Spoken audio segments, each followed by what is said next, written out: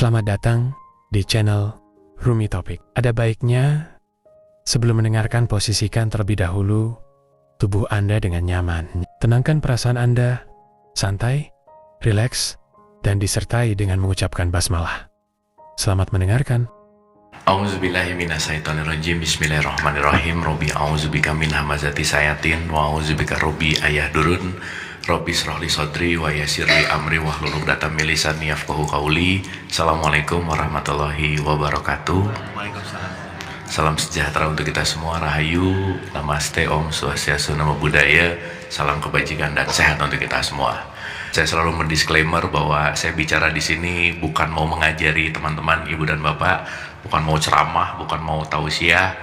Terlebih kita datang ke sini sesama murid yang mau bertumbuh dan yang paling pasti mau berlatih sih. Saya pengen bawain latihan ini diulang-ulang gitu, karena datang ke kelas ini rajin tapi kalau cuman seminggu sekali terus pulang gak dilatih, ya same problem gitu, same issues juga gitu. Problemnya itu lagi, ya balik lagi bahwa ini wahana kita menghening sejenak, tapi poin inti dari pembelajarannya pasti pas pulang untuk kita latihan gitu. Saya rasa udah mulai cukup bisa bedain mana mind, mana awareness. Nah kalau udah bisa bedain mana mind, mana awareness, sekarang mulai kita bisa bedain mana bangun, mana sadar. Karena terbangun belum tentu sadar. Karena sekarang kita bangun, ngobrol, belajar, nulis, belum tentu sadar. Karena boleh jadi itu hanya dilakukan dalam konteks waking, tapi belum awaken gitu. Itu dua hal yang berbeda. Oke, sebelum kita mulai, seperti biasa kita hening dulu sejenak, boleh ya? Kita santai, relax, nggak usah siap-siap, santai aja ya. Makin siap-siap makin mencari, makin nggak dapet. Jadi relax, santai, dan matanya boleh dipejamkan. Nafasnya boleh diperlambat sedikit aja, jauh lebih lambat dari sebelumnya. Karena proses memperlambat nafas kita adalah proses untuk memberikan sinyal kepada tubuh untuk merubah tubuh yang stres menjadi tenang. Karena tubuh kita ini pintar dan tubuh kita ini selalu mendeteksi nafas. Jadi nafas semakin pendek, nafas semakin lambat, semakin panjang, semakin tubuh kita rileks, santai dan rileks.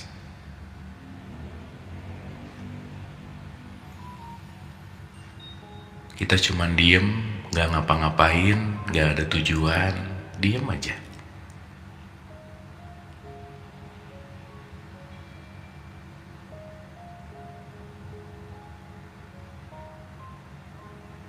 Dan memang karena diam ini kita tidak terbiasa, habits sibuk kita akan mencoba menarik untuk kitanya gak mau diem. Sesaat ada habits mau menarik, gak usah ditolak, tapi saksikan aja.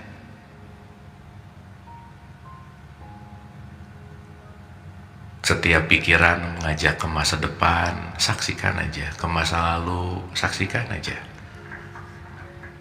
Kita lebih banyak belajar menonton daripada menilai, menonton daripada melakukan. Santai dan rileks.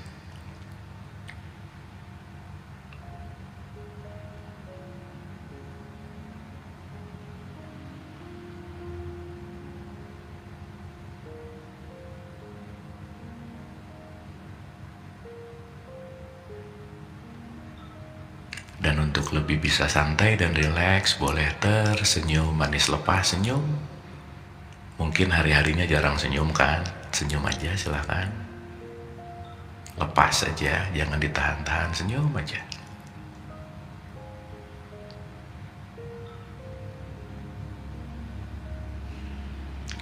Dan mungkin kemarin-kemarin kita lupa untuk menyapa dirinya, menyapa tubuhnya, menyapa jiwanya. Coba say hi sama dirinya. Dan mungkin ditanya, are you okay? Gitu. Apa sih yang lagi dirasain? Apa sih yang sejujurnya lagi dirasain?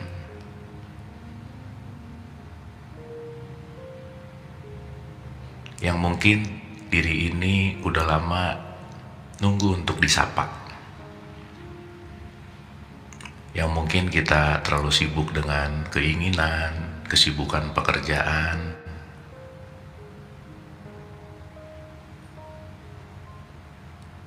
dan diniatkan aja boleh tuh tersenyum sama dirinya, santai dan rileks. Terutama say thanks. Sepenuh hati berterima kasihlah kepada dirinya. Terima kasih wahai diriku, wahai jiwaku. Kita sudah melalui semua apapun yang sudah kita lalui bersama. Yang dulu aku anggap tidak akan terlalui, yang dulu aku anggap ini adalah akhir dari segalanya. Terima kasih telah menemani, setia untuk selalu hadir, dimanapun, kapanpun.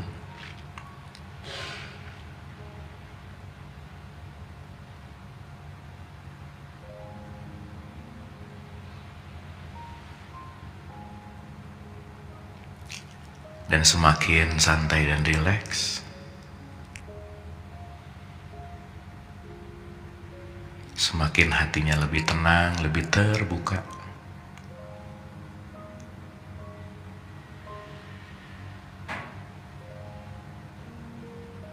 Wahai jiwa-jiwa yang tenang, istirahatlah sejenak. Di sini, di saat ini,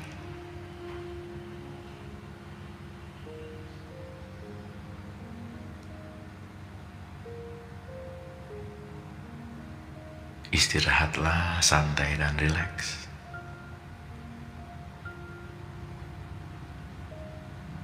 Tidak perlu semuanya selesai sekarang. Tidak perlu semuanya dikerjakan sekarang.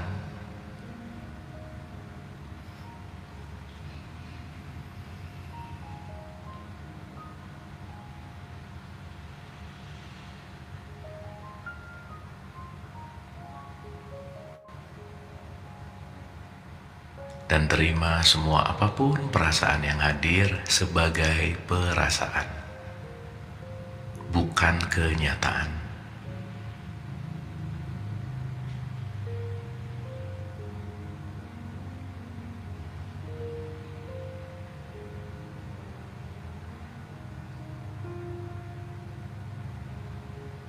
Dan tetap tersenyum manis lepas ke hati.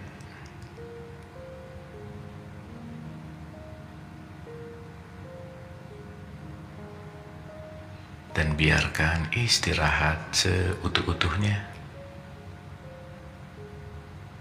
Tidak mengapa-ngapa, hadir utuh di sini saat ini.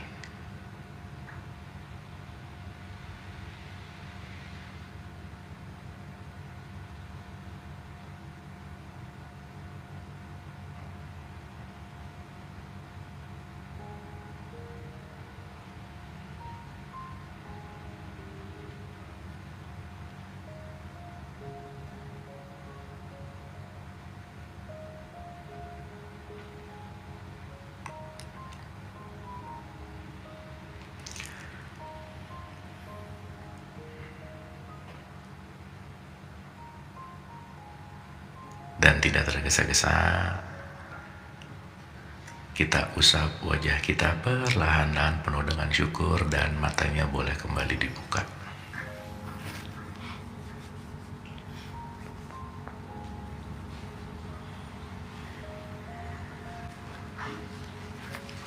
Terima kasih, dan kita tepuk tangan buat kita semua. Oke, saya mungkin mau memantik beberapa awalan aja, teman-teman. Nanti di tengah-tengah ada dialog karena lebih asik, banyak ngobrol kali ya. Karena ini saya rasa topik ada pengulangannya, tapi mungkin pendalamannya, dan nanti kita akan banyak dialog gitu. Oke. Biasa ya, saya izin pakai cerat-cerat biar Kelihatan. Sip ya, santai ya, relax ya. Oke. Judul besar kita tuh sebenarnya aku lagi bangunkah atau aku lagi sadarkah? Ya, karena orang bangun belum tentu sadar. Maka kalau dalam perspektif bahasa di dalam pinjam dari tasawuf, sadar itu kondisi hidup. Di luar sadar itu namanya mati gitu. Jadi kalau ada kata orang mati, bukan orang yang di kuburan sih sebenarnya. Orang dia cuman bangun, tapi dia tidak sadar. Kalau bangun mah udah jelas lah ya. Jelas ya? Ya. Tapi kenapa ini pengen banget dielaborasi? Karena banyak orang, 95% melakukan kesehariannya itu cuman bangun. Dia nggak sadar gitu.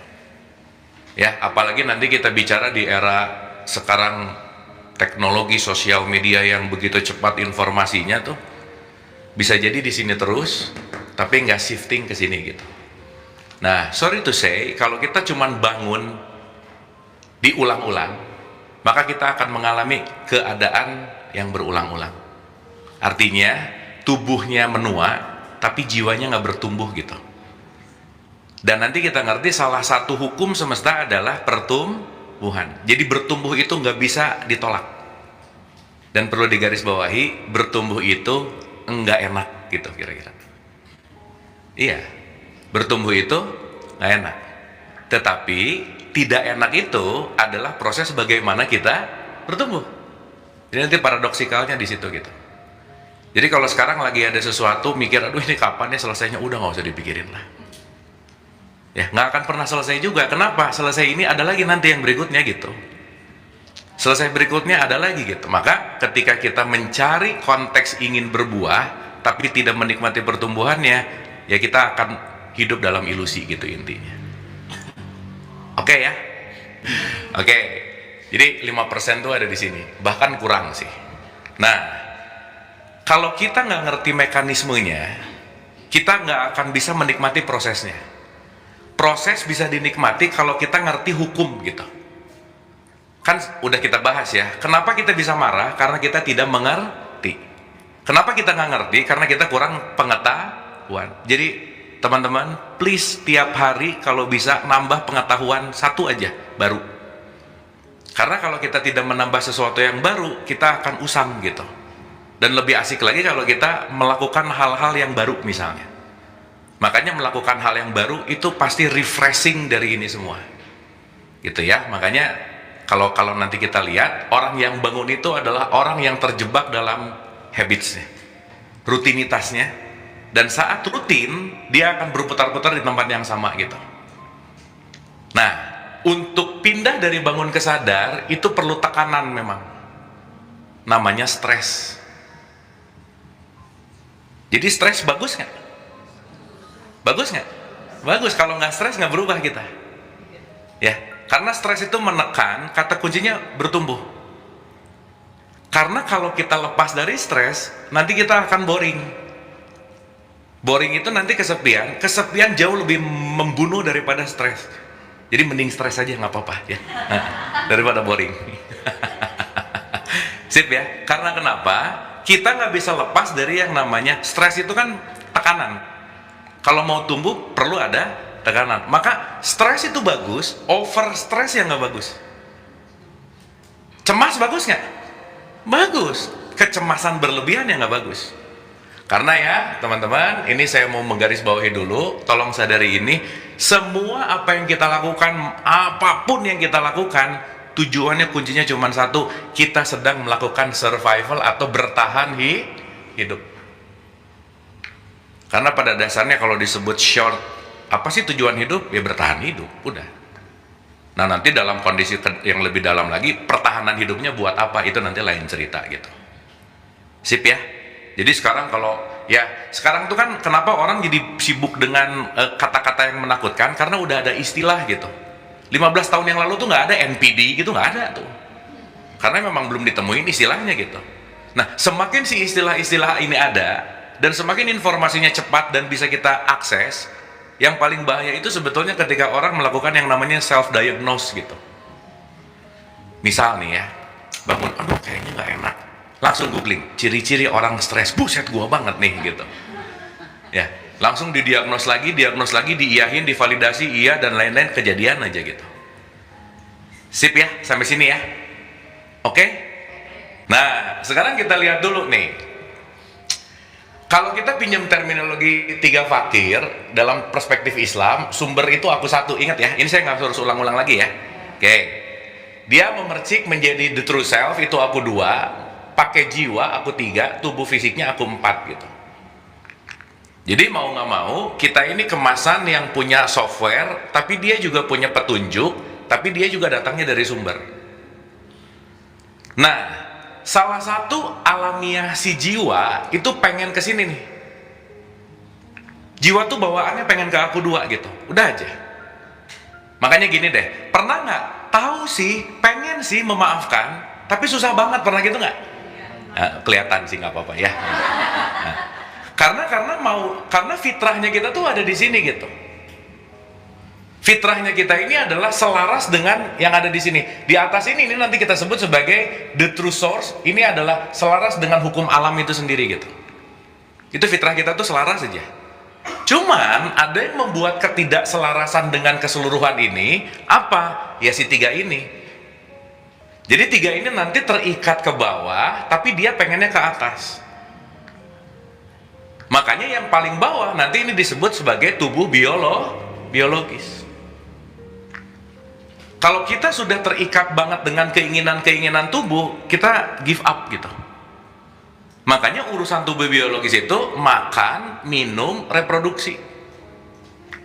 Makan, minum, reproduksi. Dan ini kalau dalam perspektif evolusi, ini adalah bagian dari hewan kita nih. Nanti kalau lagi ngaca, tolong ingat-ingat ini ya. Kita sama simpanse cuman beda 1%. Dah. Secara fisiologis. Yang membedakannya adalah kita dianugerahi yang namanya akal. Dan kita bisa berkembang karena kita punya bahasa. Binatang itu kalau mau ngedidik itu harus dari nol lagi. Kenapa? Dia nggak bisa cerita pengalaman ibunya. Tapi paradoksnya, orang yang diceritain pengalaman ibunya bisa diprogram dengan hal yang sama gitu. Sip ya? Jadi apa yang mendasari kita bisa menikmati hidup? Karena kita bisa karena kita punya akal dan kita bisa berpikir. Kita kalau nggak mikir nggak bisa menikmati gitu. Makanya kenikmatan hidup terletak pada akal. Makanya kalau ini jarang dipakai, berarti kita lagi cuman bangun gitu. Berarti kita cuman melakukan activity yang dikontrol 100% sama yang namanya tubuh biologis kita, biological kita gitu. Ya, nanti pelan-pelan kita akan paham ini. Oke sampai sini? Nah, saya mau bagi dua dulu, selalu nih ya. Ada sistem 1 dan sistem 2. Sistem 1 disebut short response, cepat. Itu yang disebut auto respond. Ini 95% nih yang tadi kita bahas. 5% itu responsif namanya. Di atas yang namanya reaktif. Nah, yang menarik yang 95% ini berlaku berulang-ulang. Siapa yang tadi pagi bangun, pemikiran masalah hari kemarin, yang kemarin bangun juga masalah mikirin hari kemarin, yang 2 hari lalu bangun juga masalah minggu lalu, dan itu berulang-ulang ketika kita bangun, kita ada di tempat yang sama. Ada yang begitu? Bangun dengan pemikiran yang lama, bangun dengan problem yang lama, bangun dengan situasi yang lama. Ketika kita bangun pagi, kita tidak pernah membaru karena kenapa? Kita diracuni oleh auto respon gitu. Oke sampai sini? Nah maksud saya, kemanapun kita mau mencari pertolongan hidup, nggak bisa kalau kita nggak belajar merubah ini gitu. Switching dari 1 ke 2, switching dari auto ke sadar, switching dari bangun ke sadar. Karena kalau cuman bangun, makan, minum, kerja, bangun, makan, minum, kerja, bangun, makan, minum, kerja, nambah duit apa dan lain-lain, mati aja. Berarti kita terjebak dalam yang namanya rutinitas. Nah, rutinitas yang sudah menjadi program Itulah yang disebut dengan konteks yang namanya bangun. Kita terjebak di dalam rutinitas kita. Itulah namanya dunia. Makanya udah ikut kajian salam, tahu tuh harusnya gini, tapi nggak berubah-berubah. Pernah ngalamin gitu nggak? Iya, kenapa? Karena rutinitas kita, dunia kita jauh lebih besar daripada akhiratnya, kesadarannya gitu. Mungkin sadar lagi di sini aja nih, oh iya bener ya, udah aja. Keluar dari pintu salam sini, balik lagi ke sini nih gitu. Di sini santai, meditasi, relax. Di depan ada yang nyenggol sedikit, oi gitu, tata balik lagi. Bener nggak? Berarti kembali ke sistem satu. Makanya kenapa konteks apapun kalau tidak dialami langsung, makanya kenapa kalau pinjam di tradisi Islam nomor satu tetaplah kita disuruh quote and quote bersaksi, bukan disuruh percaya. Percaya belum tentu bersaksi, dan apa yang dipercayai olehmu menentukan kamu ada di sistem satu atau di sistem dua. Makanya hati-hati sama kepercayaan. Sampai sini oke? Dan jangan lupa waktu ngobrol-ngobrol gini refleksnya ke dalam gitu ya. Ini saya ulang-ulang nih. Soalnya refleks itu kadang-kadang keluar terus gitu. Aduh ini suami banget nih gitu. Yang di sini ini suami gua banget nih gitu. Buat yang bapak-bapak istri gua banget gitu ya. Jangan ya. Oh ini siapa banget? Jangan. Ini kita lagi bicara reflecting gitu. Makanya sebenarnya ini mah nggak penting-penting amat sih. Terutama sayanya paling nggak penting gitu. Tapi yang penting adalah dirimu mau masuk ke dalam. Rumah salam itu kan cuma ngandangin yang nggak mau diem aja sih, gitu kan gitu teman-teman ya kan? Sebenarnya kan gini-gini di rumah bisa bener nggak? Tapi kalau nggak barengan, kalau nggak ada yang ngandangin susah gitu. Nah, jadi ini memang kandang kesadaran.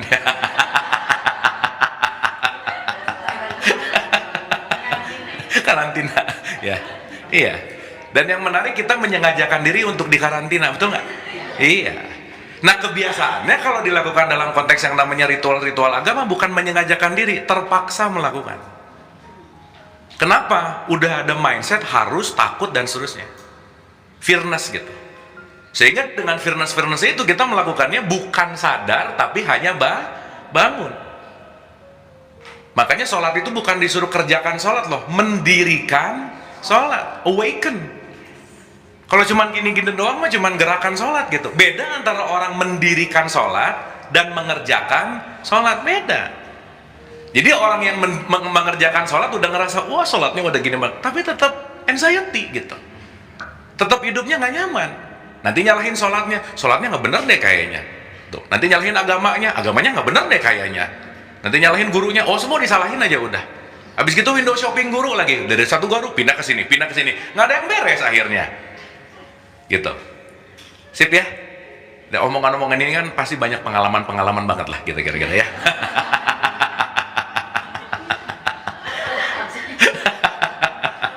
Iya, soalnya nyari lagi mana ini nggak dapet gitu. Ternyata bukan kekurangan mencari, kekurangan melatih apa yang sudah dicari. Kebanyakan ngumpulin sapu tapi nggak pernah nyapu gitu. Oh sapunya mah banyak tuh, tapi nggak pernah nyapu, kita tetap aja kotor gitu. Sip ya, dapat ya. Kita boleh ngomongin mekanismenya ya. Nah itu dulu. Nah sekarang kita bicara gini. Kalau kita bicara si aku dua, semua kita sederajat, semua kita pure. Inilah nanti yang disebut fitrah. Makanya Idul Fitri itu disuruh mengembalikan ke fitrah. Jadi si tiga balik dong ke sini. Berarti kalau suruh balik ke sini, ada kecenderungan si tiga ini menjauh terus gitu. Artinya apa? Kecenderungan jiwa kita ingin terus dikontrol oleh keinginan-keinginan tubuh fisiologis gitu. Hidup untuk makan atau makan untuk hidup, yang mana?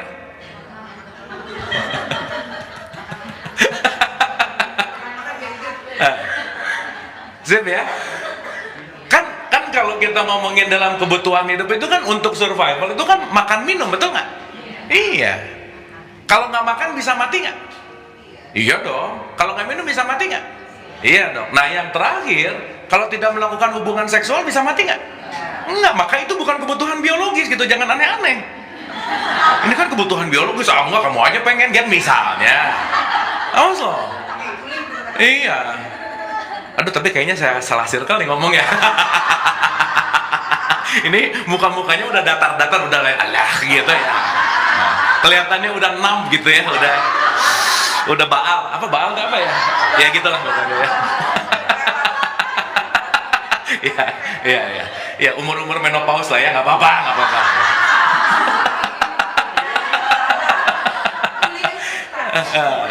Iya, bukan bully, bukan fakta ya, fakta.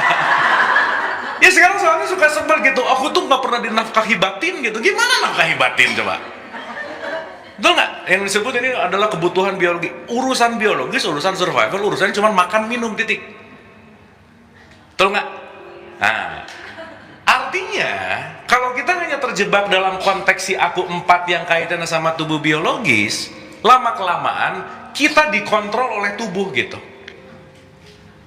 Ini tuh ingat loh ya, tubuh kita tuh punya memori loh.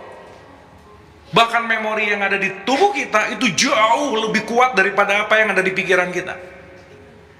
Terbukti kita nggak pernah ketemu kakek-kakeknya kita, tapi hidungnya ada di sini nggak? Iya, nempel di sini hidungnya.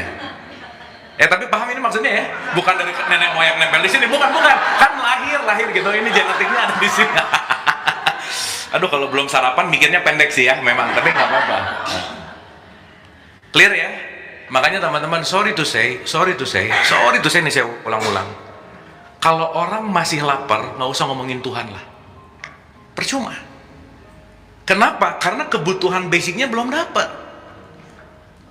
Gimana mau ngomongin aku 2, aku 1, lapar gitu. Lapar di sini tuh dalam konteks ya, lapar sama makanan, lapar sama harta, lapar sama jabatan, lapar sama ego. Saat ininya belum terpenuhi, gimana mau ngomongin aku 2 gitu? Karena kenapa? Energinya hanya dipakai untuk melakukan yang namanya survival. Makanya dia akan banyak fight or flight terus gitu. Duh, makan apa ya, gimana? Keuntungannya buat apa? Masuk ke diri sendiri. Inilah nanti kalau dalam perspektif tasawuf disebut binatang ternak gitu. Jadi binatang terus. Berarti kan tidak mengembangkan akalnya. Kenapa? Pokoknya urusannya makan minum aja. Makanya level di bawah ini biasanya kaitannya ada 3. Harta, tahta, cinta. Udah gitu aja. Urusannya tuh kalau mau ngumpulin harta, ngumpulin tahta, ribet urusan cinta aja terus. Di situ muter-muter. Dan sorry to say, ini tidak mengenal usia. Sampai pada titik dia udah mulai cukup, dia akan switching ke level namanya dharma di sini. Udah cukup udah nggak ngurusin lagi politik, misalnya nggak ngurusin lagi perusahaan, tapi bukan berarti stop, bukan gitu ya. Tetapi poinnya saat dia terpenuhi 4-nya, baru dia bisa naik ke atas. Sip ya. Makanya kalau ininya udah full, si 4-nya, harta tahta cintanya stable, makan minum reproduksi quote and quote ini konteks biologikalnya oke, baru bisa naik gitu. Makanya sorry to say, susah untuk kita ngobrol sama orang lapar. Makanya suruh kasih makan dulu. Sok makan dulu, kenyang dulu, santai dulu, baru clear thinking. Karena kalau ininya lapar, ini nggak akan thinkingnya nggak clear gitu. Maksudnya pikirannya jadi nggak tenang. Yang Bang Dame sering cerita lah, lagi ngobrolin, yuk kita ngomong higher self, nggak ini tagihan nih gitu. Ini macam-macam lah gitu. Dia sibuk di konteks di sini gitu. Dan ini nanti terjadi berbolak-balik gitu intinya. Sip ya. Makanya jangan lupa penuhi dulu diri, nggak usah jadi superhero untuk memenuhi yang lain, udahlah gitu. Jangan membakar diri untuk menghangatkan orang lain gitu. Ini ngebakar diri mulu, yang penting yang lain hangat tapi dirinya nggak nyaman gitu intinya. Sampai sini clear ya? Dapat ya? Makanya waktu puasa makan minum reproduksi diregulasi nggak? Iya, sok jangan dikontrol sama makanan. Sok stop dulu. Karena begitu kita tidak terjebak dalam makan minum reproduksi yang urusannya hanya biological, kita nanti bisa naik levelnya ke jiwa gitu. Sip ya. Jadi makan ini sekarang bukan kebutuhan tapi keinginan. Pernah nggak tubuhnya lagi nggak perlu nutrisi tapi ngunyah mulu, pernah nggak? Iya. Sering. Sip ya. Jadi overnutrisi nggak? Iya, makanya sekarang orang mati bukan kekurangan makan, kebanyakan makan. Ya, jadi sorry tuh, saya susah nih kita kalau mau loncat-loncat ke atas gitu kalau kita tidak memengaruhi dulu ini. Olahraga nggak pernah, makan nggak diatur, gimana mau ngeberesin tubuh dong gitu. Kuda-kudanya aja, si pondasinya aja sebagai ekspresi jiwa nggak sehat gitu. Sip ya, clear ya. Jadi jangan lupa nih, ini harus digerakin. Makanya yang kita pernah bahas, kenapa sih semua ritual agama pasti ada gerak tubuhnya? Biar dia melakukan activity, biar ngalir gitu. Sholat ada gerakannya nggak? Ada. Tawaf ada nggak? Semuanya ada gerakan. Kenapa? Karena berkaitan sama energi. Itulah yang disebut emotion, energi in motion. Jadi kalau gerak nggak pernah, lakukan exercise nggak pernah, stuck, ini pasti emosinya nggak bagus gitu. Oke? Sip ya? Sip. Jadi satu dapat ya, secara biologisnya dulu. Nah, sekarang pertanyaannya begini. Setiap aku dua, mau tidak mau, atau konteksnya si kefitrahan kita, atau konteksnya si diri sejati kita, kita selalu terlahir dalam sebuah lingkungan, betul nggak? Betul nggak? Lingkungannya minimal yang terkecil namanya keluarga. Nah, si lingkungan keluarga ini otomatis akan mengisi program si aku tiga kita, jiwa kita, menjadi banyak perspektif dan banyak konsep gitu. Contoh, bisa bedain nggak mana keyakinan dan mana kenyataan? Bisa bedain nggak? Bisa bedain nggak? Bisa bedain? Bisa. Keyakinan adalah sesuatu yang aku yakini, belum tentu selaras dengan kenyataan. Sekarang pertanyaannya, kalau orang menyimpan keyakinannya nggak pernah diupdate, di mana kenyataan ini selalu dinamis, bermasalah nggak kira-kira? Iya. Makanya dogma dan doktrin adalah menyangka bahwa keyakinan ini yang terbaik dan bisa aku pakai seumur hidup gitu. Gini aja udah. Dan dia nggak pernah mengupdate. Pokoknya aku yakin aja. Contoh. Kalau saya lahir di orang tua yang begitu saya lahir, saya langsung dikasih keyakinan sama ibu saya, Abu, sing yakin kalau kamu nanam melon nanti keluarnya durian. Saya dikasih apa sama ibu saya? Dikasih doktrin nggak? Dikasih dogma nggak? Nempel nggak? Nempel. Mulai tuh fitrah si jiwa ketutup tuh. Satu. Jangan lupa, siapapun orang yang kita temui itu akan menjadi image di dalam jiwa kita untuk menutupi dan membuat kita jadi nggak tahu siapa diri kita yang sejati. Contoh, ketika seseorang mengidolakan siapapun yang dia idolakan, lambat laun dia akan melakukan apapun yang sesuai dengan apa yang diidolakan.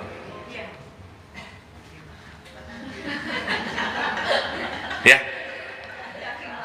Makanya, maaf nih, kenapa nggak usah idol? Karena pasti kecewa aja. Pun sebaliknya, ini yang menarik. Siapapun yang kita benci, tanpa sadar kita ngerjain apa siapapun orang yang kita benci. Tanpa sadar.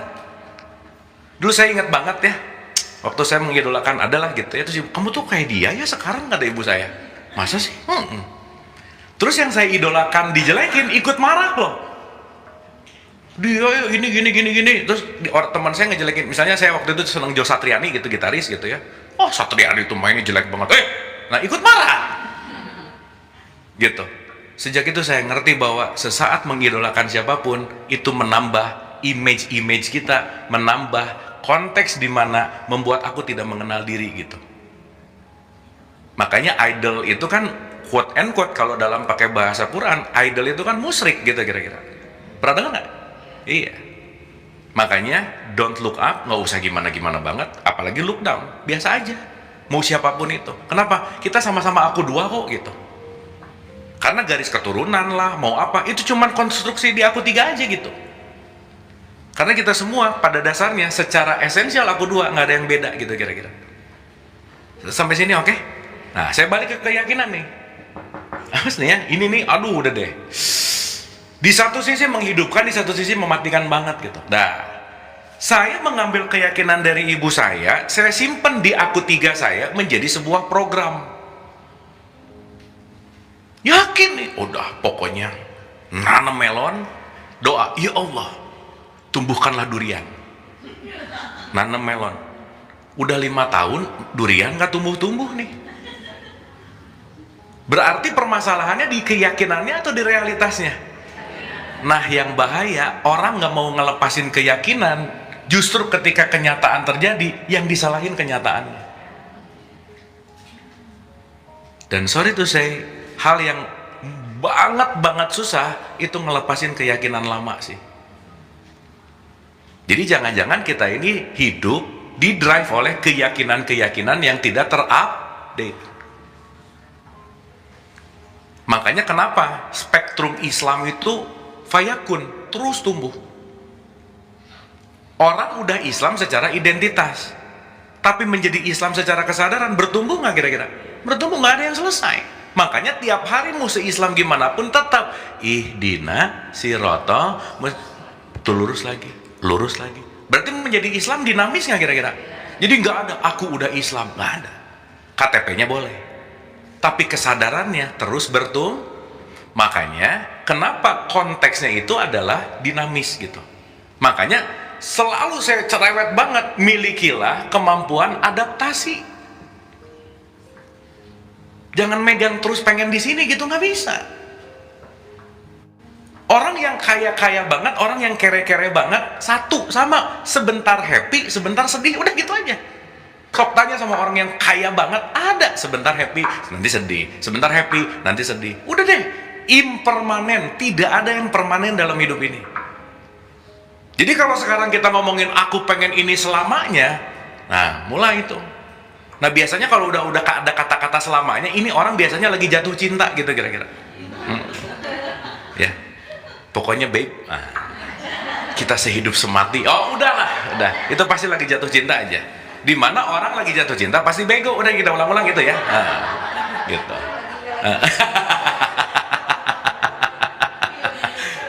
Sip ya. Jadi semuanya adalah impermanen. Berarti pertanyaannya, kalau kita memegang sesuatu yang pengen selamanya, nggak mungkin ada. Makanya please saya cerewet ulang-ulang, jangan mencari sesuatu yang ideal. Nggak ada. Aku tuh ya pengennya yang gini, plus gini, udah. Jadi semakin harus, semakin ideal, wah semakin ininya layernya banyak gitu. Sampai sini oke? Sip ya? Nah, pertanyaan. Ini kan aku 4 kita nih beda-beda usia kurun waktunya ya. Tapi yang jelas di atas 40 lah ya. Nah, sip. Dah, anggap aja begitu. Berarti kalau 40 tahun di program yang sama, itu akan menjadi program yang autoplay nggak kira-kira? Iya. Setiap bangun pagi, bangun dengan jam yang sama, alarm yang sama, mencet tombol off dengan jari yang sama, di handphone letak yang sama, ya, bangun dengan kaki keluar yang sama, ke kamar mandi dengan rutin yang sama, milih ke kantor dengan jalan yang sama, ketemu orang yang sama, emosinya itu lagi, diulang, lama-lama jadi auto nggak?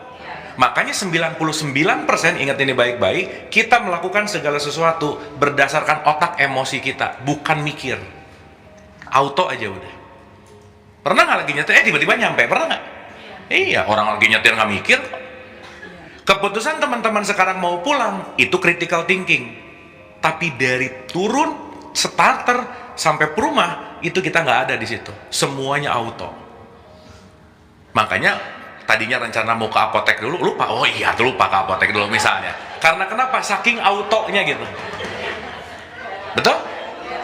Berarti saya mau nanya, waktu auto yang nyetir siapa? Nah, dulu waktu nggak, ya ini quote and quote ya. Once kita nggak ngerti ini, itu yang mengontrol adalah alam bawah sadar kita gitu. Berarti kita banyak menyerahkan hidup kepada alam bawah. Tapi kitanya pengen bahagia, aneh nggak? Aneh. Alam bawah sadarnya programnya bete mulu, alam bawah sadar programnya julid mulu, tapi aku ingin bahagia. Nggak bisa. Oke, sampai sini? Sip ya?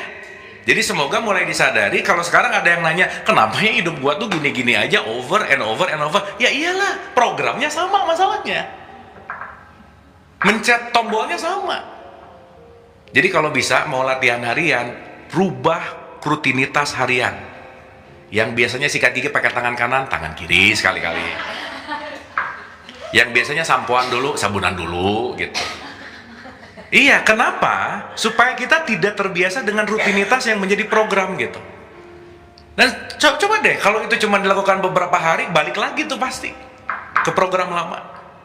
Jadi nanti kita teradiksi oleh program yang sudah terbentuk, dan itu pun kita yang membentuk, itu pun kita yang memilih. Dan kita komplain sendiri terhadap pilihan itu. Benar nggak? Dia, kan kamu yang milih ya, gitu. Terus nyalahin Allah lagi, Allah menguji aku, gitu. Kata Allah, enak aja kamu yang milih juga gitu, kok nyalahin gua sih gitu. Sip ya? Oke dulu mekanismenya clear ya? Berarti pertanyaan saya, bisa nggak ngerubah ini semua kalau kita tidak merubah mekanismenya? Nggak bisa. Dan kalau nggak ngerti mekanisme gini, semuanya jadi ngawang gitu. Jangan-jangan ya, jangan-jangan ya. Akhirnya apa? Masuk kepada keyakinan tanpa pengetahuan, yang nanti nolak terus kenyataan gitu. Pokoknya yakin deh kalau gini. Nah ya mohon maaf sih ya, agama tuh bermainnya di sini nih. Makanya agama tanpa akal juga bahaya gitu. Pokoknya katanya ngikutin aja, pokoknya katanya ngikutin aja. Makanya kita dikasih akal. Dapat? Sip? Berarti begitu kita brojol lahir, udah langsung di orang lain kan nggak kira-kira? Iya, begitu lahir, ibu kita nempel, ayah kita nempel, tetangga lama-lama, ya nggak? Sekolah SD banyak tempat nempel. Jadi akhirnya kita kecanduan untuk jadi orang lain terus, dan kita kecanduan untuk mengindahkan harapan orang lain terus gitu. Makanya kalau dalam ilmu psikologi, tempelan yang kemanapun kita ketemu dan itu nempel jadi kita, inilah yang disebut persona. Persona itu bahasanya adalah mask atau topeng.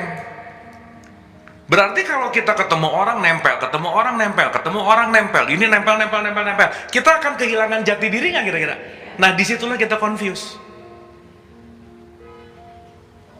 Jadi nanti kita ngerti, ingat ya, kita suka nempel, kita benci lebih nempel gitu.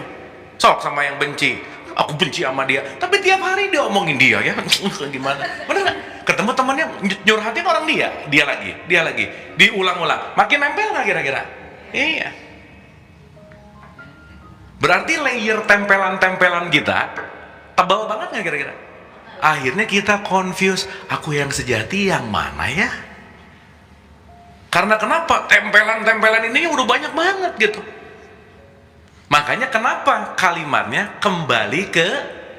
kembalilah kepada dirimu, potensi yang asli yang kamu belum ditempelin sama siapa-siapa gitu. Sampai sini oke? Dapat ya? Sehingga tempelan-tempelan ini nomor satu akan memengaruhi pola pikir kita nggak? Contoh, di aku 3, setelah kita melampaui biologi, di jiwa kita setidaknya ada yang namanya pikiran. Sekarang saya mau nanya, percaya nggak pikiranmu menentukan kualitas hidupmu? Percaya nggak? Iya. Berarti kalau orang tidak merubah pikiran, tidak merubah sudut pandang, akan mengalami hal yang sama nggak kira-kira? Pertanyaan saya, sudut pandang kita luas atau sempit? Sempit banget. Tahu apa sih? Berarti sesaat kita belajar, meluaskan cakrawala nggak sebetulnya? Iya, maka kalau orang mau membuka pikirannya, dia membuka sesuatu yang dia belum tahu. Tapi kalau udah terbentuk dan terbentur yang namanya keyakinan, nggak mau yang baru gitu. Karena aku meyakini kalau yang simbol-simbolnya gini kayaknya nggak oke deh, skip. Kayaknya aku meyakini kalau misalnya beda gini, enggak deh, skip lagi. Dia hanya terkotak-kotak di tempat yang sempit, tapi dia merasa bahwa itu tempat yang terbaik dan dia tidak bertumbuh gitu. Contoh, kita masuk di zaman era internet. Waktu kita nyelam di internet, di website, kita meluas nggak? Enggak. Karena kita dikontrol oleh algoritma. Jadi jangan heran orang masuk internet makin terkurung pikirannya, karena kenapa? Kita akan disodorkan sesuatu yang kita suka terus. Berarti kita nggak tahu room sebelah dong. Sekarang kita nge-googling hal yang sama, keluarnya pasti beda-beda sesuai preferensi kita gitu. Ya saya selalu sering ngecek sih ya. Pernah nggak nge-google sampai ngecek halaman ketiga? Enggak, begitu search langsung yang pertama dicek, betul nggak? Begitu search halaman kedua nggak dibuka, halaman ketiga nggak dibuka, langsung setek aja udah, betul nggak? Padahal halaman pertama pesanan semua nggak kira-kira? Iya, pengiklan. Jadi kalau sekarang berbicara bahwa meskipun betul arus informasinya semakin luas, tapi kalau kita tidak menyadari ini semua, tidak menyadari konteks si sistem satu ini semua, mau gimana pun yang dicarinya itu-itu lagi gitu. Sampai sini oke? Berarti kita sangat dikontrol oleh sesuatu yang bukan kita nggak kira-kira? Ya, saya sering menyebut itu pihak lain. Nah, pihak lain ini antara emosi, perasaan dan pikiran yang menjadi sebuah belief, katakan sudut pandang, katakanlah paradigma, apapun lah penamaannya, menyempitkan kita untuk bertumbuh. Maka kita jadi program. Saat kita jadi program, tapi aku tiga tuh maunya kedua nih. Kan yang tadi saya cerita, aduh pengennya tuh nggak pelit, tapi kenapa ya pelit terus gitu? Karena memang kebiasaannya programnya adalah pelit. Aduh pengennya tuh nggak marah sih sekarang, tapi kenapa marah mulu ya gitu? Berarti programnya apa? Marah. Aduh pengennya tuh nggak sedih, pengennya tuh nggak benci, tapi udah tahu nih, knowledge-nya tahu apa, tapi karena si tubuhnya, si kebiasaannya, si aku dua, si sistem satu dunianya lebih besar daripada sistem satunya, kita nggak bisa ngapa-ngapain. Jadi pertanyaannya, kita punya pilihan bebas nggak dalam hidup? Enggak. Kita ngerasa bisa bebas milih apapun, tapi kita terkurung oleh sistem satu yang namanya kebiasaan. Nah, orang yang terkurung dengan pikiran yang sama, emosi yang sama, pemilihan yang sama, itu namanya bangun gitu. Itu lagi bangun sih, kerja, melakukan activity. Ibu bapak nanti direnungin ya, dalam satu hari ada sesuatu yang baru nggak dalam pemikiran? Rata-rata jarang loh. Gimana mau ada pemikiran yang baru? Bangun tidur aja mikirin yang kemarin, ini yang nggak selesai di tahun lalu, diulang dengan program yang sama. Berarti monoton nggak kira-kira? Iya. Nah sekarang pertanyaannya, siapa yang akan membuat kita lepas dari jebakan si pihak lain ini? Kalau bukan kita yang memilih untuk tidak memilih yang sama di yang hari kemarin. Bisa nggak besok ketika marah, ketika ada event atau sesuatu yang nggak kita suka, coba jangan milih marah. Bisa nggak?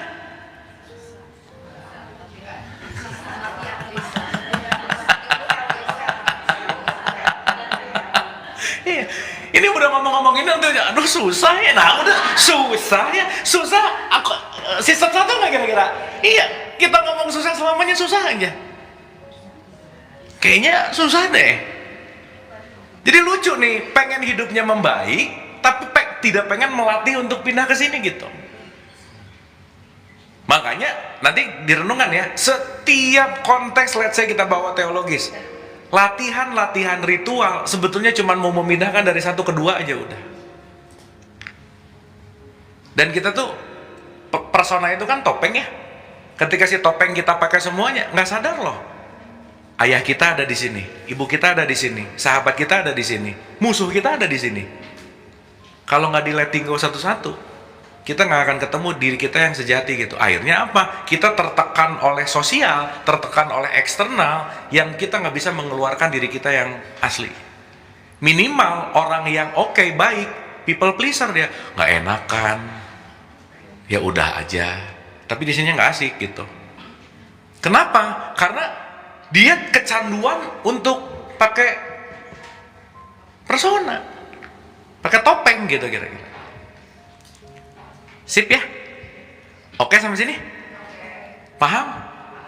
Nah, sekarang berarti yang kita perlu tahu adalah program kita nggak sekarang? Iya dong. Kira-kira apa sih yang sering pop up muncul tiap hari yang dipikirin itu lagi? Perlu diketahui nggak kira-kira? Nah mulai besok coba dicek. Catat kalau bisa. Cetek keluar, aduh ini, tulis, ini. Dicek, sesuatu yang muncul diulang-ulang itu pasti traumatik dan lukanya dalam banget. Udah gitu aja. Itu yang memanggil kita untuk benahi gitu. Dan itu nanti mau beda kondisi, beda gimana, tapi ininya nggak dirubah, kita akan menemukan tetaplah situasinya tetap sama. Kenapa? Karena keputusan yang kita buat berdasarkan luka yang sama yang kita alami saat ini. Makanya kalau kita nggak memperbaiki switching ini tadi, kalau kita tidak dari bangun menuju sadar, kita akan muter-muter di tempat yang sama gitu. Sampai sini oke? Pertanyaan. Kalau kita hidup monoton, lagi nyetir di jalan tol nih, terus ngantuk nggak lama-lama? Perlu ada sesuatu yang membuatnya ngantuk nggak? Itulah kenapa dari bangun menuju sadar pasti banyak surprise moment dalam hidup. Surprise moment yang namanya penderitaan. Karena kalau nggak menderita, nggak ada yang membuat reason kita untuk dari sini pindah ke sini, nggak ada. Manusia tidak pernah berubah karena idenya, tapi manusia berubah karena ketidaknyamanannya. Kalau tetap nyaman, mau gimana pun udah aja. Berarti ketidaknyamanan membawa kita untuk terus sadar nggak kira-kira? Iya. Nah kita ngelihat yang namanya penderitaan, hal buruk, sesuatu yang aduh enggak deh, justru semesta, ayo sadar dong gitu loh. Tapi kita tolak nggak kira-kira? Iya. Jadi mulai besok pagi ya, sok doa. Masalah-masalah besar. Come to Papa.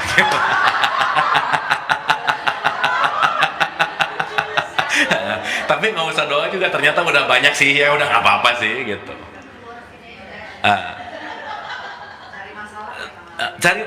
Jadi kalau udah mulai hidupnya tenang, cari masalah baru atuh. Iya, tapi nggak usah dicari, pasti datang sih. Paham nggak? Clear nggak? Makanya sesaat perpindahan ini satu mau dilakukan sukarela atau dilakukan terpaksa, terserah. Karena si aku dua tetap mengundang si aku tiganya naik. Ayo pulang dong, pulang. Kan kalau pinjam bahasanya di Tiga Fakir, Tuhan itu menunggu kita untuk pulang, untuk menuju kepadanya, untuk bergabung atau untuk menyatu seutuh-utuhnya. Gitu nggak kira-kira? Ilaihi rojiun. Jadi kalau kita ngelihat hal buruk apa, kalau dari arah teologis keyakinan, ya, oh ini undangan Allah nih gitu. Oh ini undangan nih, undangan untuk apa? Undangan untuk supaya aku sekarang bangun, supaya aku pindah menjadi saya langsung kebangun ya. Di sini soalnya udah nggak kan di sini bobo nih, tidur. Nah, kalau jadi gini, tidur itu zolim, gelap. Bangun itu iman, sadar itu takwa gitu. Sip ya? Kan zolim itu gelap kan? Berarti kalau kita melakukan dengan kegelapan, nggak ada cahaya di situ. Berarti kalau nggak ada cahaya, kita melakukan emang sama sekali blas nggak sadar. Pernah nggak? Wah ngomong dulu begitu, aduh tahu gitu nggak ngomong gitu, pernah gitu nggak? Nah coba sekarang dibalik gitu, coba mikir dulu baru ngomong gitu. Makanya kata Rumi, pastikan kalau apapun yang konteksnya keluar dari mulut kamu itu ada manfaatnya gitu. Sementara tiap movement apapun pasti menghendaki energi. Jadi kalau disadari lagi ya, banyak banget energi yang kita hambur-hamburkan ke tempat yang nggak terlalu penting. Sampai sini oke? Clear ya? Dan yang membuat drop banget itu adalah judgment. menilai. Di mana menilai itu, waduh, di sini tuh udah auto banget lah, udah. Terik, menilai nggak? Iya, panas, iya, panas. Karena ini, aduh, bajunya, udah dinilai aja semuanya. Baju lah, celana lah, apa, ini rambutnya kayaknya, semuanya begitu. Dan itu dilakukan tidak dalam wilayah yang namanya sadar. Sampai sini, oke? Jadi selama ini dikendalikan sama siapa hidup kita? Pihak lain, orang lain.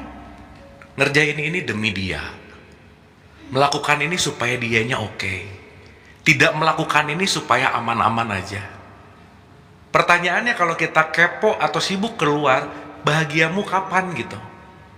Kalau kita sibuk untuk menghidupi semua persona-persona ini semua nih, sehingga ketika si persona ini semua melekat, disitulah disuruh kembali ke fitrah, lepasin semua yang melekat ini gitu. Makanya balik lagi nih, gak usah idol, gak usah merendahkan, biasa aja. Karena pasti kecewa, pasti aja. Gitu. Makanya Imam Ali tuh keren banget, diulang-ulang nih. Kamu jangan melihat siapanya, lihat apanya. Yang diomongin kah? Apapun gitu. Karena kenapa? Yang datang ke kita tuh cuman beda-beda casing aja sih. Tapi intinya apa? Pesan. Karena untuk melengkapi hidup ini, nanti akan datang pesan-pesan yang datang dari semua penjuru. Dan sadarilah, pesan yang paling penting itu datang dari orang yang paling kita nggak suka. Udah gitu aja. Message terpenting ada di situ gitu. Makanya nanti kalau kaitannya si tiga yang akan terus berevolusi, maka dia nanti perlu teman bertumbuh. Gitu intinya. Oke? Sip? Nah, koma nih. Dalam kepercayaan di dalam dunia itu nanti kita masuk di sini urusan baik, buruk, benar, salah. Yang benar tuh, nah mulai harusnya. Jadi keyakinan nggak di situ? Iya. Berarti kita menghidupi hidup sehingga semua ini itu ada di mana? Di pikiran kita salah satunya. Jadi teman-teman, ibu bapak, lebih banyak hidup di pikiran atau lebih banyak hidup di sini? Di sini. Menghidupi pikiran terus. Di sini lagi, dimana yang kita udah pernah bahas bahwa pengennya dia ke masa lalu, ke masa depan. Masa lalu tuh kayak ada terus gitu. Sesuatu yang kita bisa ingat masih ada nggak? Realitasnya? Nggak ada. Sudah menjadi yang namanya memori. Ingat ya, memori tempat menyimpan data, bukan untuk dihidupi. Bisa nggak bangun tidur menghidupi memori masa lalu? Bangun tidur, ngelihat, aduh dulu ya, dulu. Berarti dia hidup di mana? Di memori. Berarti hidup di sekarang nggak kira-kira? Enggak. Begitu bangun lagi, aduh nanti gimana? Berarti dia hidup di masa depannya kira-kira? Imajinasi. Kalau orang hidup di memori dan di imajinasinya, bangun sih, tapi tidak. Maka memori dan imajinasi itu disebut dunia. Makanya kata Quran, dunia itu hanya begitu ingat dulu, udah itu permainan, udah lewat. Balik lagi ke sini. Loncat ke depan, balik lagi ke sini. Maka sesaat kita lepas dari masa lalu dan masa depan, kita right here, right now, di sini, saat ini, pintu gerbang aku dua kebuka tuh.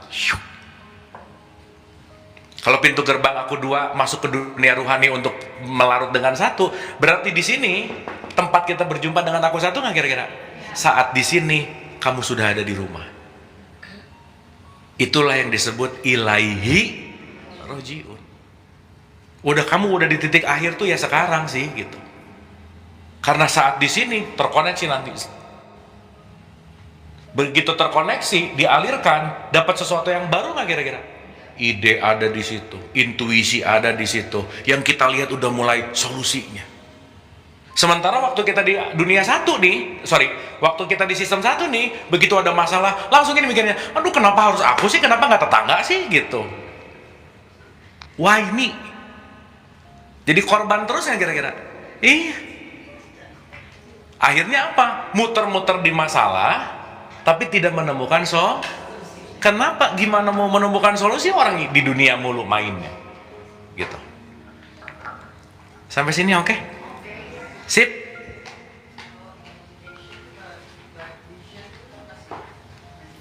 Gimana Bu?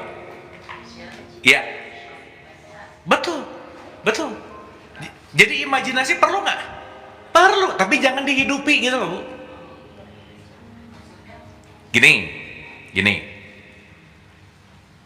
Kita yang namanya manusia, kalau kita bicara dalam konteks Allah gitu, Allah tuh memberikan dua alat hebat untuk manusia untuk menjadi co-kreatornya dia, atau disebut khalifah.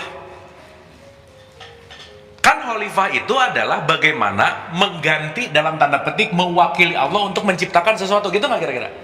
Makanya Allah itu sering disebut kreator, si manusia ini disebut co-kreator. Contoh. Kursi dibikin sama tukang kursi. Dia menciptakan nggak? Atau merakit? Merakit. Bahan bakunya udah dikasih sama Tuhan. Dia maka kursi perpaduan kerjasama antara alam, Tuhan, sama kita. Terciptalah kursi.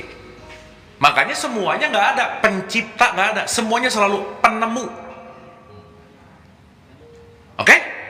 Pertanyaan. Berarti kita dihadirkan ke sini untuk mewujudkan semua pengetahuan si aku satu nggak kira-kira? Iya dong, melalui kita. Berarti perlu dilengkapi yang namanya alat dua. Satu namanya memori, dua namanya imajinasi. Ibu bapak teman-teman semua yang ada di ruangan ini, semua asalnya ada di imajinasi.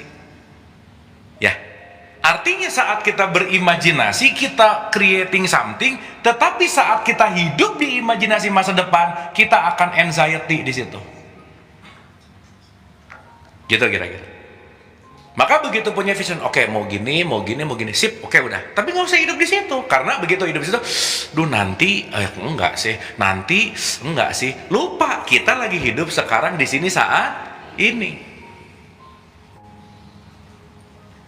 Berarti memori juga hal yang penting nggak dalam hidup?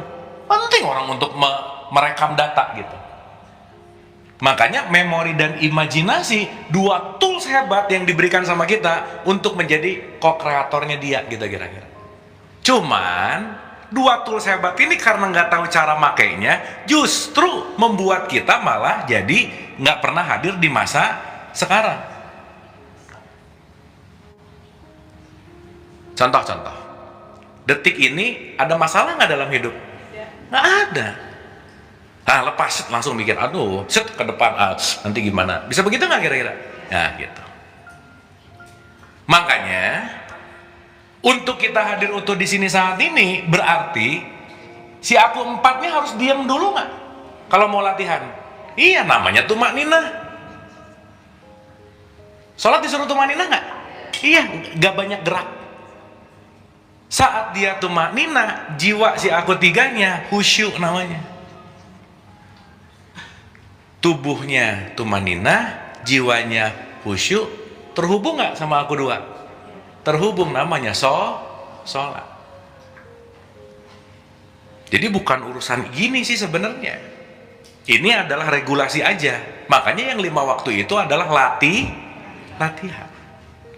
Perwujudannya ketika step back for a while, set, dah, salam kanan, salam kiri, dari tadinya bobo, dikasih air rada bangun, wudhu, selesai wudhu, sholat, salam kanan, salam, jadi sadar. Chaos lagi tuh habis zuhur, betul nggak?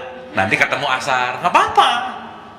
Chaos lagi, nanti ketemu maghrib. Chaos lagi, nanti ketemu isya. Chaos lagi, nanti ketemu subuh. Latihan terus nggak kira-kira? Nah, sehingga chaoticnya makin turun gitu. Makanya dari 17 rakaat, 1 aja khusyuk, itu udah bagus banget. Subuh nggak dapat nih, nanti di zuhur. Sok latihan lagi. Zuhur nggak dapat, nanti di asar. Asar nggak dapat lah, nanti di maghrib.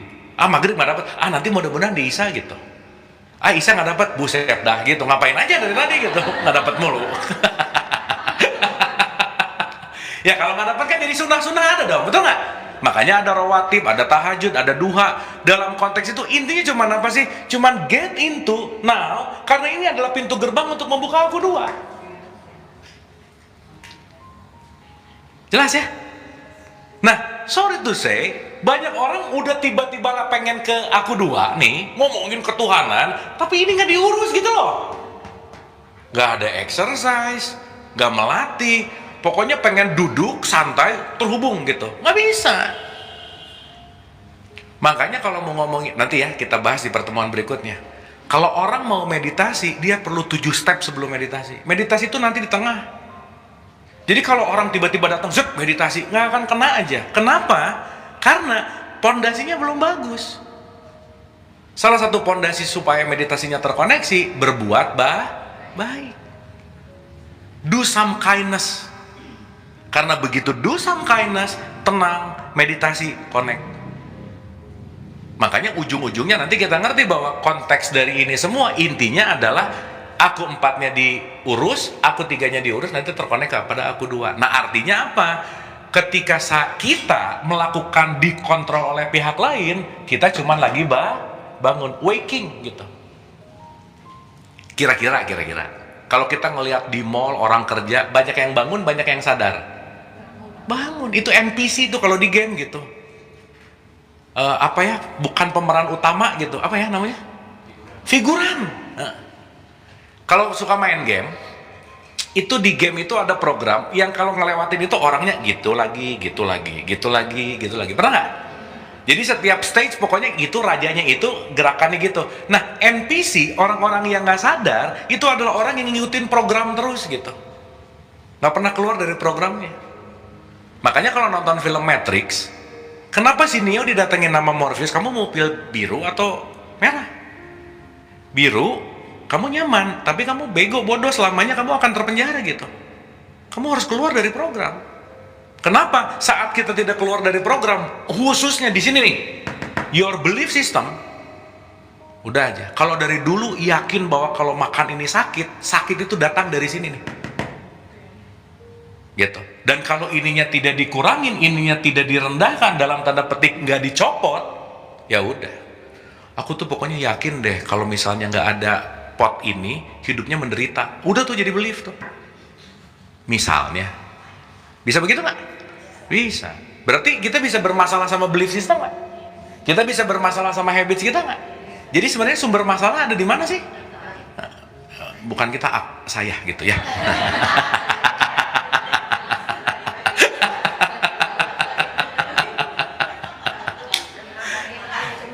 Sip ya? Dapat ini? Clear ya? Dan pembahasan ini akan sangat relate kalau kita udah ngalamin dan kita reflecting gitu. Oh pantes ya itu gitu. Oh pantes ya. Pantes gitu. Dan hal yang paling lazim terjadi adalah memaksakan keyakinan yang terjadi untuk melawan realitas. Harusnya gini. Karena memang harusnya gitu. Akhirnya apa? Memaksakan kenyataan sesuai dengan keyakinan dan keinginan. Padahal mohon maaf ya, selera semesta pasti akan selalu menang, titik udah aja, nggak usah ngelawan semesta lah gitu, nggak usah ngelawan Allah gitu kira-kira. Pernah kan gini, mencari ridho Allah, pernah dengar nggak? Ya, itu lebih sering diomongin atau lebih sering dilatih yang mana? Kan ridho itu artinya kan disukai kan? Disukai itu berarti satu selera artinya ngikutin semua. Udah deh ya Allah, aku tahu kok alam ini, aku tahu kok sistem itu yang terbaik. Apapun yang kita lakukan, tahu nanti datangnya ke kita tuh sesuai dengan takaran. Yang bahaya nggak tahu takaran berarti nggak kenal diri. Mintanya 100, wadahnya cuma 2 misalnya, nggak bisa. Sip ya? Oke? Jadi maksud saya, jangan berharap pada siapapun dan apapun, gak ada yang bisa nolong kamu, titik, udah gitu aja. Yang nanti ngerasa bahwa aduh semoga kesini aku jadi lebih baik, semoga kesini aku lebih baik, nggak bisa, udah. Karena kenapa? Itu semua akan jadi cuman penghiburan aja sih. Oh terhibur, happy, pulang balik lagi. terhibur, happy, pulang balik lagi gitu. Bagus, nggak apa-apa. Tetapi saat kita tidak menginisiasi merubah sistem 1 ke sistem 2, merubah dari bangun ke sadar, kita akan mengalami hal yang sama. Waktu habis, umur nambah, menua, tapi tidak mendewasa gitu. Kan wasting. Jadi sekarang saya tanya, kalau tadi dalam perspektif Sufism sadar itu adalah hidup dan bangun itu adalah mati, berarti banyak orang yang mati nggak kira-kira? Makanya di Quran ngomong kamu tuh hidup cuma sehari atau setengah hari sih gitu. Berarti yang sadar banyak atau dikit? Dikit banget. Dalam artian doing something, melakukan sesuatu dikuasai oleh dikuasai oleh pihak lain. Lagi makan, dikuasai pihak lain, sambal, udah sakit perut. Yang menyebabkan sakit perut kan si pihak lain yang kita create sendiri. Begitu sakit perut, Allah menguji aku. Ya elah, menguji gimana? Kamu yang makan sambal kok gitu. Gitu ya. Makanya nanti kita ngerti. Mas Sony kan udah bahas tuh hukum-hukum semesta, udah detail banget lah ya, nggak harus diulang lagi gitu. Oke? Sip? Terakhir nih, sebelum kita nanti dialog. Berarti kalau di surat 20 ayat 41 ada kata-kata, dan aku telah memilih dirimu untuk diriku. Wastukatonali nafsih. Saya memilih kamu untuk servis aku. Pernah dengar kata ibadah nggak? Pernah? Ibadah itu kan menghambakan. Ya? Pertanyaannya, seseorang yang menghambakan dirinya kepada Allah, nomor 1, dia pasti mengurus dirinya dulu gitu. Dia pasti menghambakan dirinya dalam tanda petik kepada aku 4-nya diberesin, aku 3-nya diberesin, baru nanti naik ke aku 2 dan aku 1 gitu. Sip ya? Makanya peliharalah dirimu dan keluargamu. Beresin dulu. Dan kita nggak bisa maksa orang, ngatur orang, nggak bisa lah udah. Gak mungkin. Kenapa? Setiap orang punya fightingnya masing-masing. Dan battle kita dalam hidup bukan sama orang lain, tapi sama aku yang di hari kemarin. Makanya sebisa mungkin latihlah dari 1 ke 2 sampai kita nggak ngenalin diri sendiri gitu. Ih, aku tuh nggak gini dulu. Mantap. Udah mulai ngerasain ya kira dari misalnya gini. Dulu dikit-dikit senggol bacok gitu, sumbu pendek banget lah gitu. Sekarang kira-kira rada panjang 1 cm ada nggak kira-kira? Nah, gitu. Nanti pelan-pelan mau itu orang-orang terdekatnya, ih ibu sekarang jadi nggak cerewet ya misalnya. Ih ini jadi misalnya. Karena kenapa? Switching kita ada cuma dari 1 ke 2 selesai. Nah itulah kenapa nggak usah usil sama keyakinan orang, sama urusan orang. Kenapa? Urusan ini aja banyak banget gitu. Ya yang diberesin ke dalamnya aja banyak gitu. Karena sekali lagi, tidak ada kuasa siapapun untuk membuat ini berubah kecuali kitanya mau.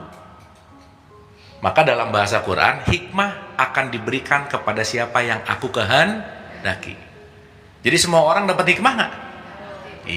Dengerin dulu pertanyaannya, dengerin dulu. Hikmah hanya akan diberikan kepada yang dikehendaki. Ya nggak semua, karena belum tentu semuanya Jadi yang menentukan kita dapat hikmah atau tidak siapa? Awas jawab Allah lagi nih. Allah itu terserah gitu. Nah, berarti tugas kita adalah mempersiapkan wadah. Sip? Nah, indikator parameternya sekarang. 1. Semakin keyakinan lebih tinggi, semakin sistem 1 lebih tinggi, semakin pokoknya intinya adalah si konteks autonya makin tinggi, makin banyak menolak kenyataan. Jadi kata kuncinya nomor 1, penerimaan. Dan penerimaan ini kalau nggak dilatih nggak bisa. Kenapa coba kita nggak nerima? Terjebak oleh konsep. Konsep apa? Keyakinan. Dimana nanti konsep keyakinan yang menjadi sebuah konsensus bisa jadi moral sih, moralitas. Nah maka nanti kita ngerti bahwa ketika kita konteksnya memegang konsep lama, memegang program lama, dan ini nggak pernah dilepasin, kita akan sulit untuk melakukan yang namanya penerima. Jadi maksud saya, apapun yang sekarang belum diterima, sok dicek mana yang paling berat, terima. Pokoknya urusannya aku tuh nggak terima kalau, nah udah aja beres. Berarti urusannya tidak mau menerima realitas. Karena nggak diterima di level ini, ketemu gitu lagi pasti. Karena levelnya sama gitu. Sip ya? Aduh, diam-diam gini, ini oke nggak ya? Ini tuh diam karena udah nerima apa bingung ya?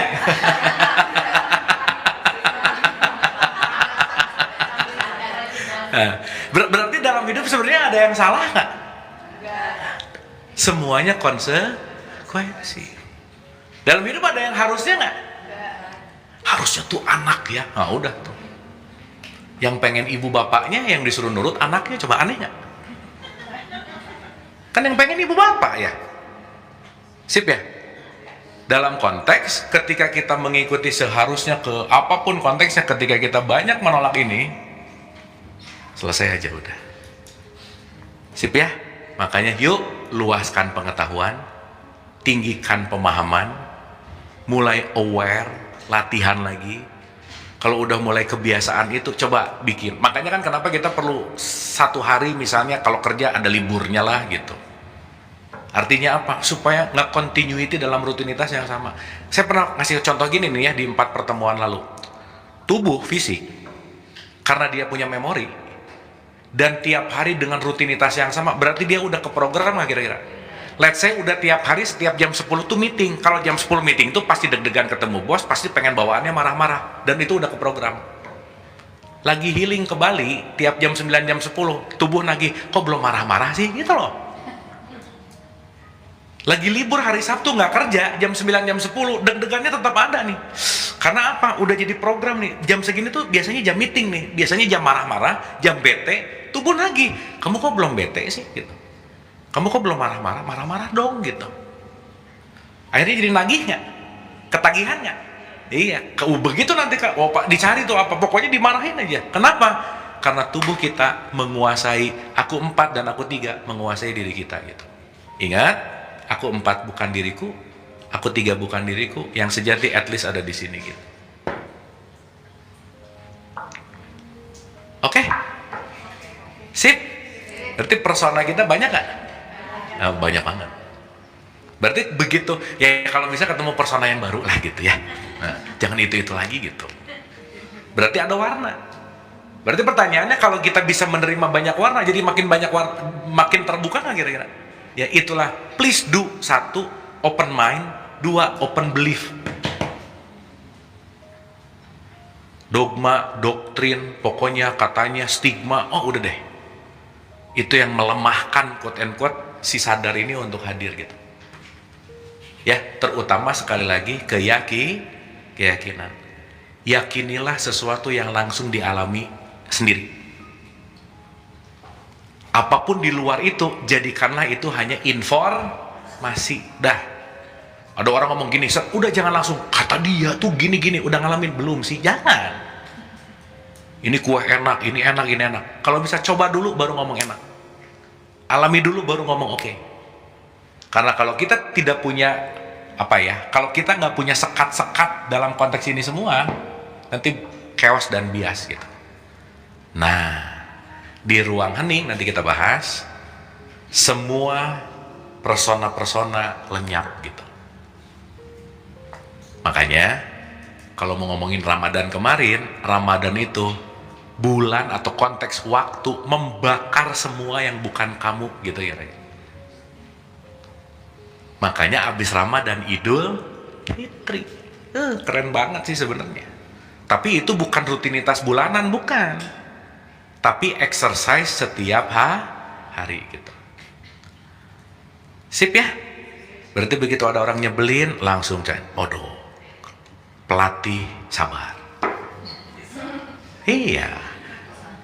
Kan kalau kita ngerubah mindset aja bisa berubah responnya nggak kira-kira? Iya. Begitu nyebelin, aduh makasih nih kalau nggak ada kamu aku nggak gini gitu. Meskipun awalnya pura-pura dulu nggak apa-apa sih. Iya. Iya. Kan rumusnya fake it until you make it. Pura-pura tuh powerful. Kenapa? Begitu. Udah. Nih ya. Pokoknya ada orang nyebelin, sok pakai rumus pura-pura. Ah, aku pura-pura maafin. Tetap senyum nggak? Tetap ada perubahan nggak? Iya, makanya udah nah kamu pura-pura maafin aja. Udah dia pura-pura, tapi melakukan nggak sebenarnya? Nah gitu. Jadi kalau disuruh langsung rada susah, mendingan pura-pura. Oke? Sip ya? Get something nih? Nah, saya boleh kasih PR nggak? Kan nanti bulan depan kita ketemu. Coba mulai amati, apa sih si sistem 1 yang berat tiap hari itu hampir menggerogoti energi. Coba cek. Saat apa? Rasa apa? Memorinya apa? Coba amati. Jangan-jangan itu yang ditolak terus. Jadi misalnya gini, dan juga hati-hati nih ya, mentang-mentang udah sering ke rumah salam, di sini mindsetnya spiritualitas, sabar. Jadi pulang dari sini tuh harus jadi orang sabar. Begitu ada orang nyebelin, sebenarnya nggak suka, tapi diginiin, sabar, jangan marah, sabar, jangan marah, sabar, jangan marah. Semakin kita menolak itu, semakin kita nggak akan jadi orang sabar gitu kira-kira. Sip ya? Paham ya? Jadi coba amati, aduh apa nih? Misalnya begitu ngelihat, oke, perasaan itu tuh yang muncul. Perasaan itu tuh yang muncul. Nah, saat nanti kita tahu bagian mana yang paling sering, nah itu potensi si sistem 1 yang perlu diregulasi gitu. Next, gimana caranya? Nanti kita bahas di pertemuan yang akan datang. Sip ya? Clear ya? At least setelah kita ngerti ini, kita nggak pernah nyalahin siapa-siapa. Gak ada gara-gara kamu udahlah. Semuanya urusannya cuma dari sistem 1 ke sistem 2. Tapi bukan berarti sistem 1 tuh bukan berarti dimatiin semuanya, bukan ya. Contoh-contoh. Kadang kata-kata jadi nggak penting ketika dalam kondisi darurat. Misal, ada orang nyebrang, motor kenceng banget. Itu cuman kita teriak, woi, cukup nggak buat membuat dia selamat. Untuk ngingetin dia ada sesuatu gitu nggak kira-kira? Kan nggak harus, wahai temanku, hati-hatilah. Itu paham nggak maksud saya? Iya, maka yang datang ke kita itu pasti 1-2 tuh dalam konteks yang namanya nanti akan datangnya itu random gitu kira-kira. Sip ya? Makanya nggak perlu, kadang nggak perlu dikasih wejangan ketika orang, hanya perlu dipeluk gitu misalnya. Kadang nggak harus diomongin, kadang harus didengerin aja udah. Nggak semuanya dalam konteks ya itu tadi sesuai dengan apa yang kita yakini gitu. Oke?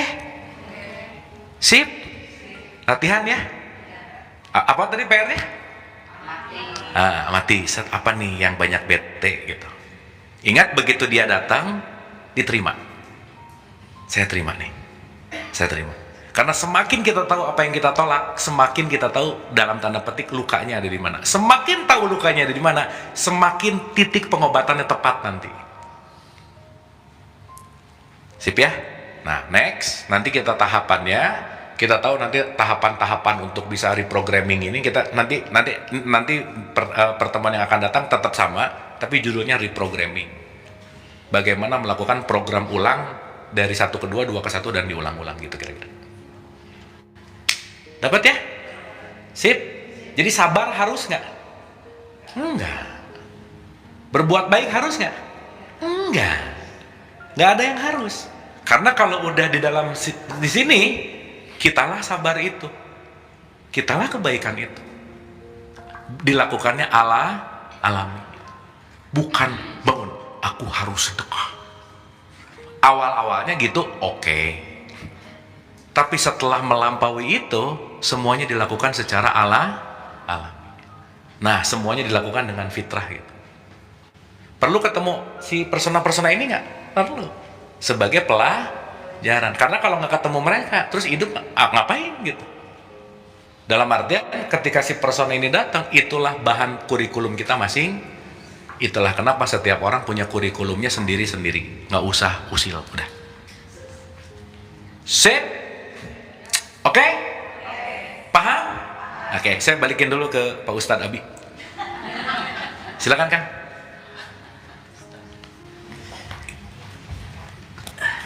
Tepuk tangan dulu buat Kang Abu ya, keren banget ya.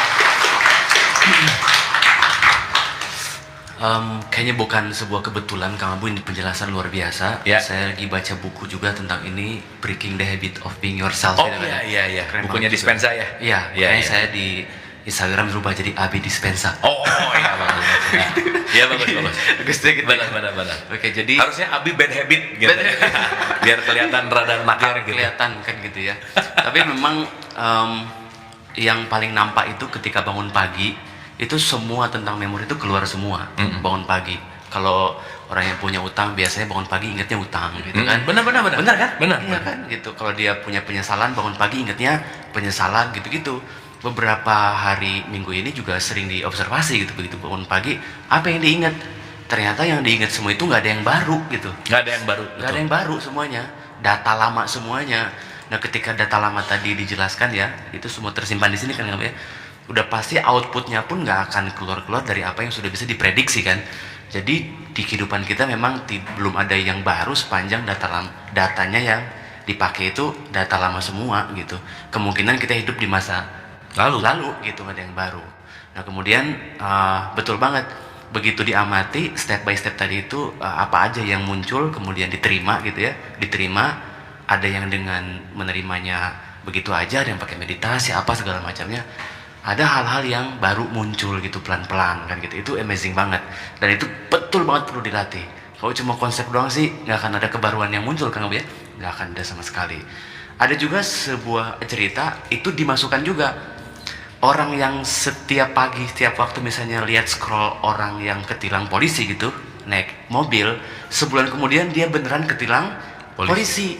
Gara-gara apa? Masukin data itu tadi, begitu nyangkut datanya, dia kemudian mengalami data itu, dia ketilang polisi. Jadi semuanya tentang data yang kita miliki. Waktu saya di pesantren, saya nggak ngerti ini sama sekali. Jadi agama pun bahkan menurut saya, itu tidak mengelaborasi yang kayak gini-ginian. Betul. Sama sekali enggak. Dosa melulu yang diomongin kan gitu ya. Neraka lagi. Karena dia jadi shortcut dulu sih. Shortcut gitu, betul. Dan nerakanya sebenarnya adalah penderitaan itu tadi akhirnya kan gitu. Jadi tepuk tangan lagi boleh buat Kang Abu yang udah buka WhatsApp ini. Silakan. Ada pertanyaan? Kita masih punya waktu Ya, sampai boleh. Silakan. Nih. Kang Abu hanya tolong lengkapi pemahaman saya terkait ini pertumbuhan. Tadi dikatakan bahwa kita perlu bertumbuh bersama. Apakah bertumbuh ini bisa kita katakan bahwa kita membuat repetisi habit untuk menjadi program baru dengan kesadaran baru ini? Tuh, salah satu ciri bertumbuh adalah nggak menunggu lagi orang lain berubah. Itu satu. Kalau kita udah udah nggak nunggu lagi dia kapan berubah ya, udah. Berarti kita konteksnya naik dalam kesadaran untuk menyadari bahwa kita tidak mengontrol sesuatu gitu. Salah satunya ada di situ. Makanya ciri-ciri mendewasa itu semakin less konflik namanya. Konfliknya makin turun. Bukan nggak ada masalah, tapi konfliknya nggak berat. Konfliknya nggak apa ya? Tidak mengalami repetisi konflik yang sama. Contoh. Ini saya mau menganalogikan, kalau orang tingkat spiritualitasnya makin tinggi, kira-kira ya ini supaya gampangan, kayak kita semua naik mobil terbuka di belakang ke gunung, tapi matanya ditutup.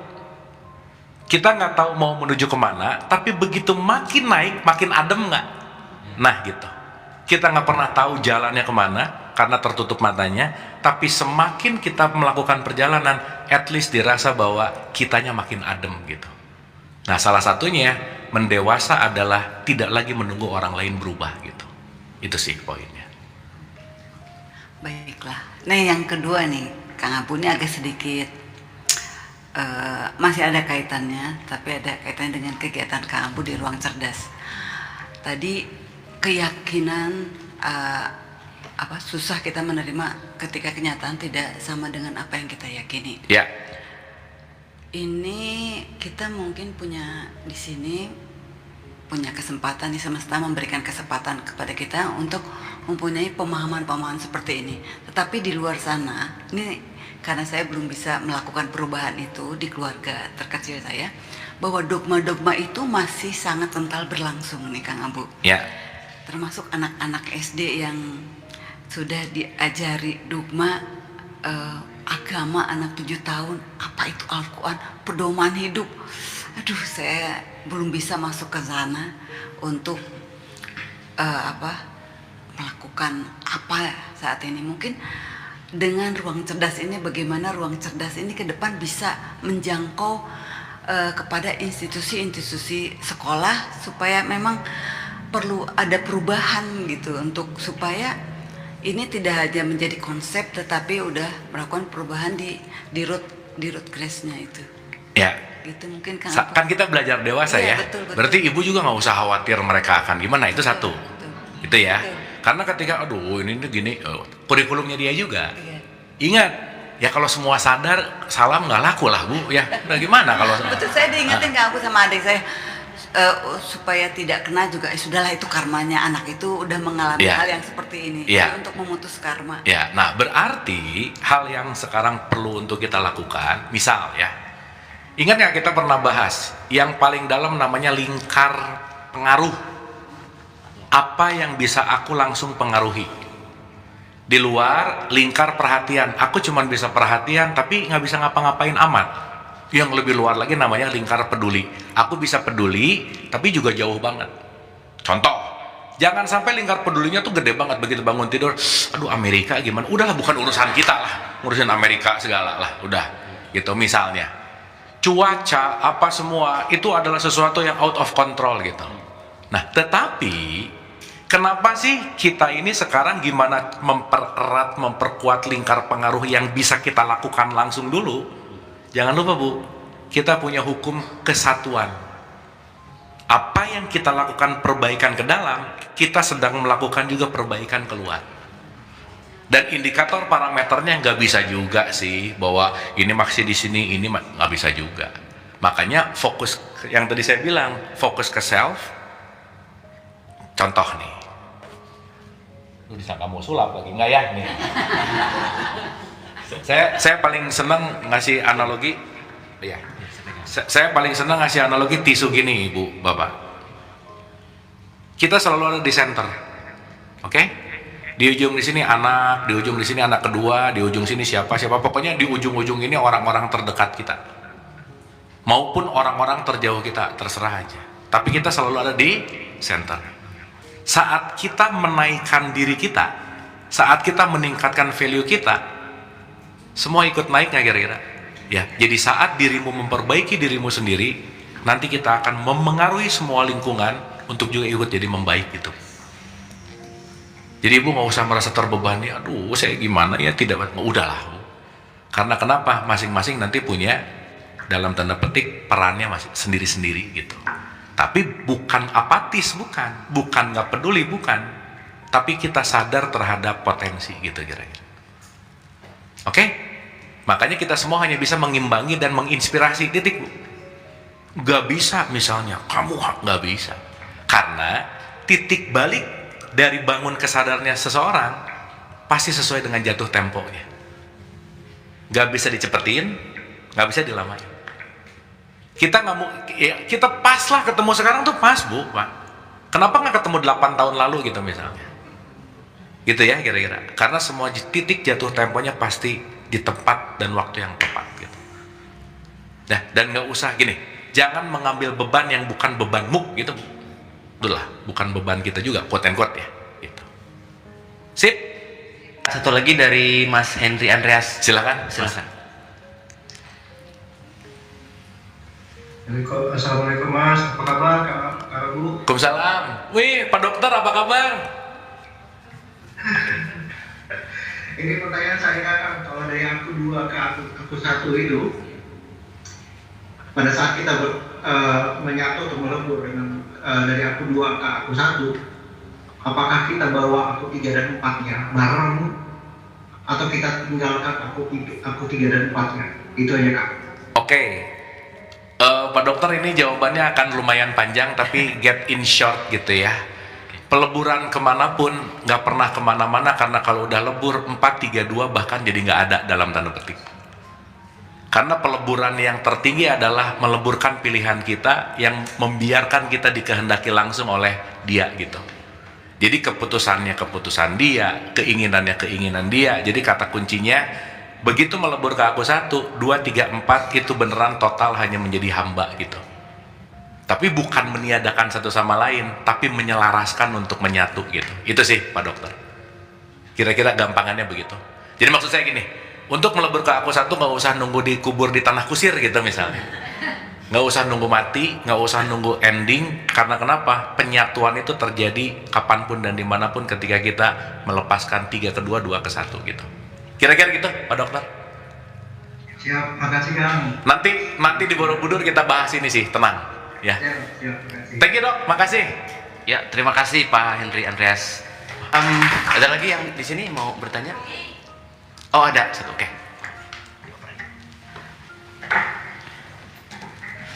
Alhamdulillah. Kang, aku sebenarnya mau nanya dari pandangan Kang Abu aja nih ya. Kan Al-Kafirun kan kita ada ayat yang artinya bagimu agamamu, bagiku agamaku. Kenapa itu nggak didengerin sama umat pada umumnya, ya kan?